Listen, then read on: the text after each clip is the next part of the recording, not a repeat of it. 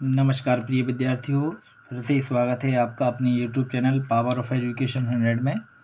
आज हम पढ़ने वाले हैं प्रश्नावली 3.1 का दूसरा प्रश्न का जो तीसरा है, इसे हम करने वाले हैं। इसके पहले हम 2 प्रश्न कर चुके हैं, ये हमारा तीसरा वाला है और उम्मीद है वो आपको समझ में आए होंगे। तो चलिए हम शुरू करते हैं आज का वीडियो लेक्चर। तो हमारा जो क्वेश्चन है वो क्या है, 6x ऋण 3y धन 10 बराबर 0, 2x ऋण y धन 9 बराबर 0।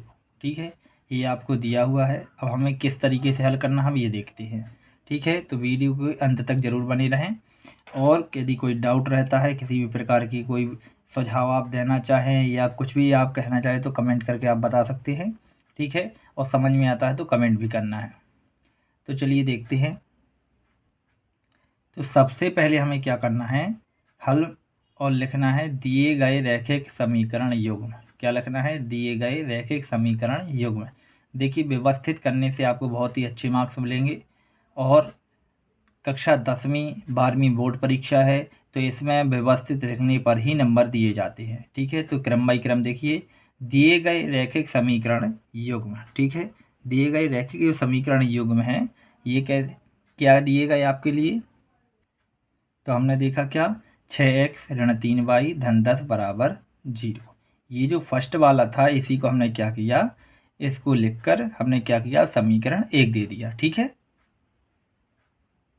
इसी प्रकार हमने क्या किया, दूसरा लिखा 2x ऋण y धन 9 बराबर 0, इसको समीकरण 2 दे दिया। ठीक है,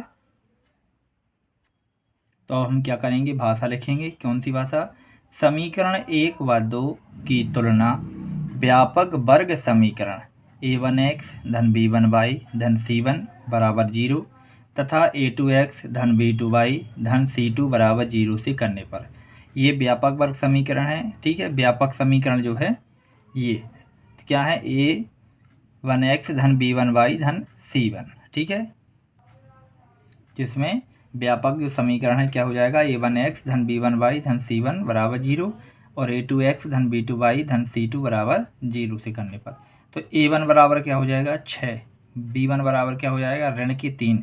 तो इसमें हमें जो मान रहते हैं वो चिन्ह के सहित लेना पड़ता है, ये हमें ध्यान रखना है। ठीक है,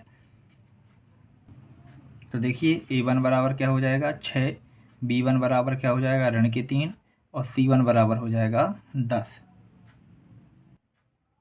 अब हम देखते हैं a2 बराबर क्या हो जाएगा 2, b2 बराबर हो जाएगा ऋण का 1। देखिए y की तुलना y से यहाँ कुछ नहीं तो 1 तो होगा, ऋण 1, और c2 बराबर हो जाएगा क्या 9। तो अब हम निकालेंगे a1 बटे a2 बराबर क्या हो जाएगा 6 बटे 2। ठीक है, ये 6 बटे 2 हो जाएगा, 2 से इसको काट देंगे, 2 एकम 2, 2 तिया 6, तो क्या आ जाएगा 3 बटे 1। ठीक है, 3 बटे 1 आ जाएगा। इसी तरह हम निकालेंगे b1 बटे b2। चलिए देखिए, हमने क्या निकाला b1 बटे b2, तो क्या ऋण के 3 बटे ऋण का 1, तो ऋण से ऋण कैंसिल हो जाएगा, क्या बचेगा 3 बटे 1 बचेगा। ठीक है, जब ये हमारे दोनों कॉमन हैं तो अब हमें तीसरा निकालना पड़ेगा c1 बटे c2। आप वैसे देख भी सकते हैं क्या ये बराबर हैं, तो हमने क्या निकाला c1 बटे c2, तो 10 बटे 9। अब ये कट भी नहीं रहे हैं तो यही इसका मान हो जाएगा 10 बटे 9। तो अब क्या हो जाएगा, तो यहाँ पर हम लिखेंगे यहाँ 3, ये 3 बटा 1 भी लिख सकते हैं, 1 लिखें ना लिखें कोई फ़र्क नहीं पड़ता। 3 बराबर 3, ये दोनों तो बराबर है लेकिन ये बराबर नहीं है, तो हम लिखेंगे बराबर नहीं है 10 बटे 9 के। ठीक है, तो इसका मतलब क्या हुआ, इसका मतलब हो जाएगा a1 बटे a2 बराबर है b1 बटे b2 बराबर नहीं है c1 बटे c2 की। ठीक है, ये दोनों तो बराबर हैं लेकिन ये बराबर नहीं है, और ये कंडीशन किसकी होती है, जब रेखाएं क्या होती हैं, समांतर होती हैं।